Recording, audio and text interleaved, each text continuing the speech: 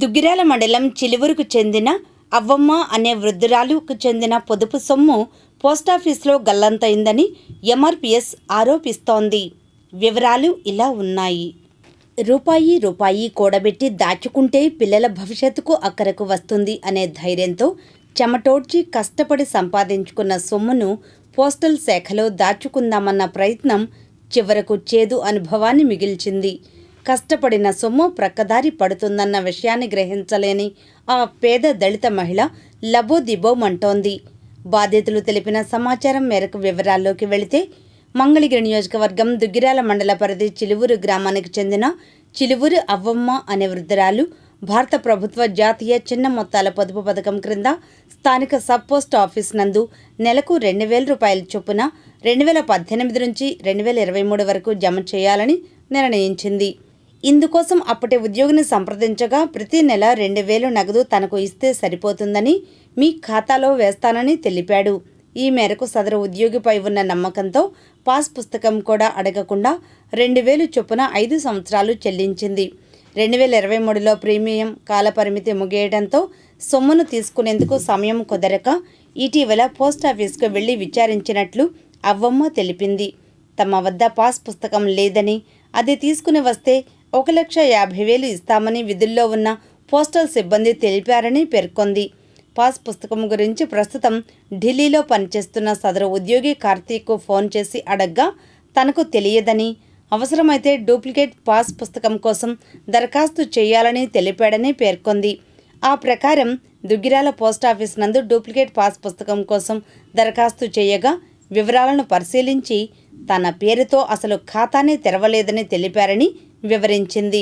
ఇదే విషయాన్ని కార్తీక్ తెలుపగా తానేమీ చేయలేనని ప్రక్కదారి పట్టించేలా సమాధానం ఇచ్చి వదిలేశాడని వాపోయింది. తనకు న్యాయం చేయాలని వేడుకుంది. ఈ సందర్భంగా MRPS legal cell state convener Chiluvuru Nagaraju మీడియాకు తెలిపారు. ఒకవేళ పాస్ పుస్తకం కనిపించకపోయినప్పటికీ పోస్టాఫీసులో చెల్లించే నగదుకు సంబంధించి పూర్తి వివరాలను పొందుపరుస్తూ రిజిస్టర్ మెయింటైన్ చేయాలని తెలిపారు. మరి రిజిస్టర్ ఏమైందని ప్రశ్నించారు. ఉద్యోగిపై ఉన్న నమ్మకంతో డబ్బులు కడితే నమ్మకాన్ని ఆసరాగా చేసుకుని మోసగించాడని అన్నారు. దీనిపై పోస్టల్ శాఖ ఉన్నతాధికారులు విచారణ జరపాలని, ఆ ఉద్యోగిని సస్పెండ్ చేయడంతో పాటు అవ్వమ్మ చెల్లించిన సొమ్మును తిరిగి ఇప్పించాలని చిలువురు నాగరాజు డిమాండ్ చేశారు. విలేకరుల సమావేశంలో ఎంఆర్పీఎస్ స్టేట్ నాయకుడు ఏటుకూరి విజయకుమార్, గుంటూరు జిల్లా అధ్యక్షుడు కిన్నెర నాగరాజు, అసిస్టెంట్ ప్రొఫెసర్ ఎంయూఎఫ్ జిల్లా నాయకులు నలుకుర్తి కోటేశ్వరరావు తదితరులు పాల్గొన్నారు.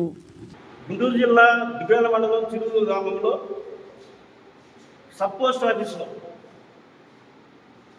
బాధిత మహిళ ఎవరైతే చిలువురు అమ్మ ఉన్నారో మా చిన్నమ్మ గారు, భర్త పేరు ఆశీర్వాదం, చనిపోయారు.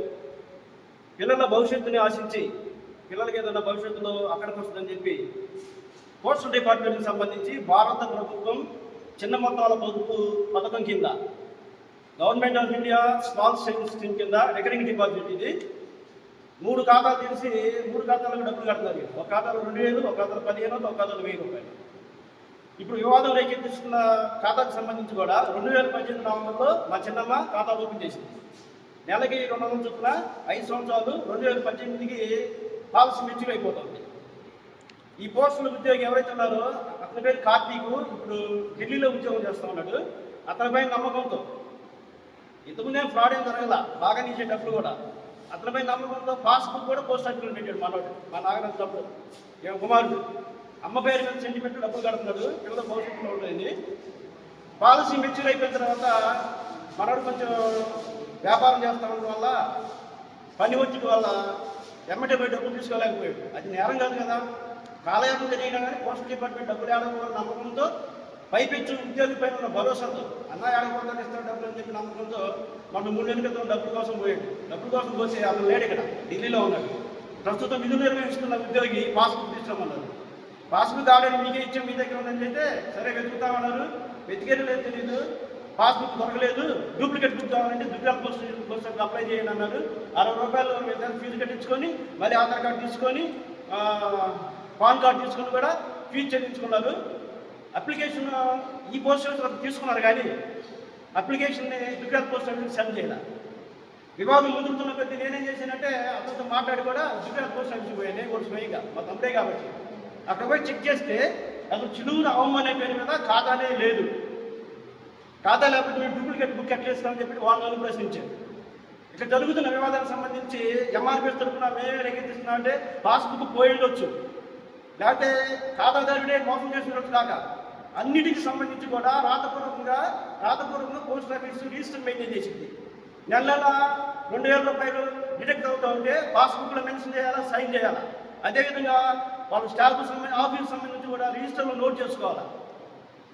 అవన్నీ కూడా రికార్డు చూపించకుండా ఢిల్లీలో ఉన్న ఉద్యోగి కార్తీక్ అనే ఉద్యోగి పాస్బుక్ దొరకకపోతే నేనేం చేయాలనుకున్నాడు. ఇంతకుముందు ఏం మాట్లాడేప్పుడు స్వయంగా అన్న ఈ డబ్బులు ఎక్కడ బావు, పైసలతో సహా మేము ఇచ్చేస్తాం, పాస్బుక్ వచ్చిందని చెప్పి భరోసా ఇచ్చిన అతను తప్పించుకునే రీతిలో ఇప్పుడు చిలువురు పోస్ట్ ఆఫీస్ కానీ దుర్గాల పోస్ట్ ఆఫీస్ కానీ కంబైన్డ్గా ఒక కుట్ర పని రాతపూర్వకంగా ఆధారాలు లేకుండా రికార్డు లేకుండా మాయం చేసి 1,50,000 రూపాయలు పాస్ డబ్బులు మా చిన్నమ్మ కాయ కష్టం చేసుకుంటూ బతుకుతూ ఉంటుంది, రోజు కూలీ చేసుకుంటూ ఉంటుంది. వితంతు మహిళ, ఆధారం లేని మహిళ, ఏదో గవర్నమెంట్ ఇచ్చిన స్కీమ్ కొద్దీ ఏదో రూపాయి దాచుకుందాం అని చెప్పేసి రూపాయి దాచుకుని 1,50,000 రూపాయలు పోస్టులు రావాలంటే ఈ డబ్బులు ఏం పోదు, మేము వలన చేసుకుని బాగుంటున్నాం. ఎంతవరకు సమాచారం మేము పోస్టల్ డిపార్ట్మెంట్ ప్రశ్నిస్తూ ఉన్నాం.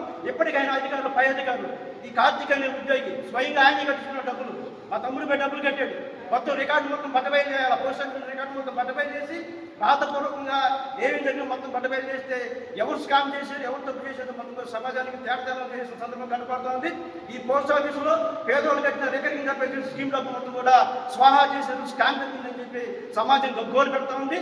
ఇప్పటికైనా పై అధికారులు దీనిపైన సమగ్రమైన విచారణ చేసి ఒక బాధిత మహిళ, పేద మహిళ, ఎస్సీ సామాజిక వర్గం మహిళ కూలి పని చేసుకుంటాల్సిన డబ్బు మొత్తం కూడా వడ్డీతో సహా చెల్లించాలని, ఆయన గారికి కూడా నష్టపరిహారం చెల్లించాలని చెప్పి పోస్టల్ డిపార్ట్మెంట్ మేము గగ్గద స్వరంతో డిమాండ్ చేస్తాము.